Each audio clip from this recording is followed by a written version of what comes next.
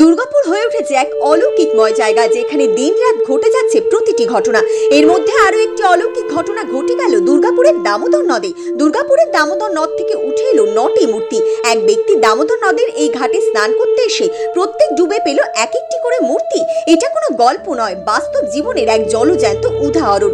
ডুব দিতেই প্রথম ডুবে উঠে এলো নাগ নাগিন দুটো সাপ, দ্বিতীয় ডুবে উঠে এলো স্বয়ং মা মনসার মূর্তি, তৃতীয় ডুবে উঠে এলো শিব পার্বতী, চতুর্থ ডুবে লক্ষ্মী গণেশ। এরপর পরপর আরো ডুবে পায় প্রত্যেকটি মূর্তি ও মায়ের চরণ।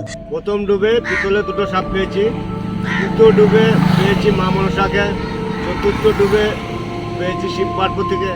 যখন বাড়িতে নিয়ে এসে পুজো করা হয় তখন মা মনসা ভর করে এবং বলে, আমি স্বয়ং স্বর্গ থেকে এসেছি, আমাকে এখানে পুজো কর, সবার মঙ্গল হবে। এইরকম ধরনের মায়ের লীলা কাহিনী জানতে আমাদের চ্যানেলটি সাবস্ক্রাইব করুন ও পেজটি ফলো করুন।